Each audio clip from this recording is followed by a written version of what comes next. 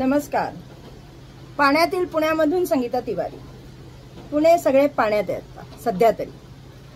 आमचे दादा, भाऊ, देवा भाऊ आणि भाई तिघ सत्तेत मस्त.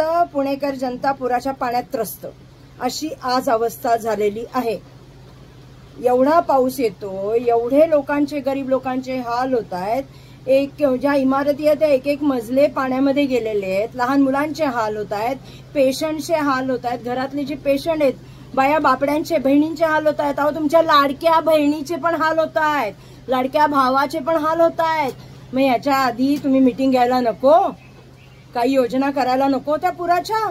एवढे तुम्ही बिंदास होता? म्हणजे सत्तेमध्ये एवढी मस्ती आली होती की काही बघायचंच नाही गरीब नागरिकांकडे आणि गाजर दाखवायचं लाडकी बहीण लाडका भाऊ. कमाल आहे तुम्हा नेत्यांची, सरकारची. सरकार करत काय होतं? आज पुण्यामध्ये खासदार तुमचे, पुण्यामध्ये आमदार तुमचे, अख्खे देवा भाऊ तुम्ही संकट मोचन हो भाजपचे. काय करत होतात? दादांनी डीपीडीसीची मीटिंग नाही लावली का? नाही लावली. खासदारांनी पुण्यात येऊन आयुक्तांवर, पुणे मनपा आयुक्तांबरोबर, पोलीस प्रशासनाबरोबर मीटिंग घेतली पाहिजे ना.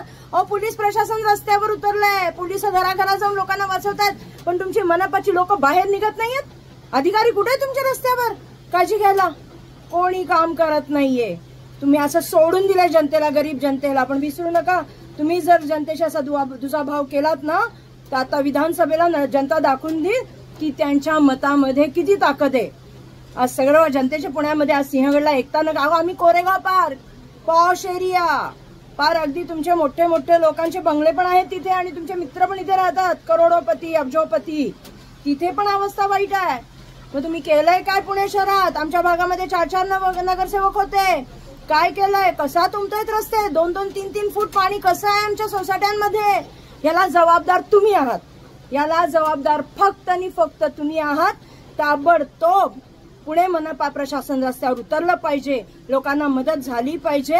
अन्यथा विधानसभा तुम्हाला खूप जड जाईल, खूप जड जाईल. धन्यवाद.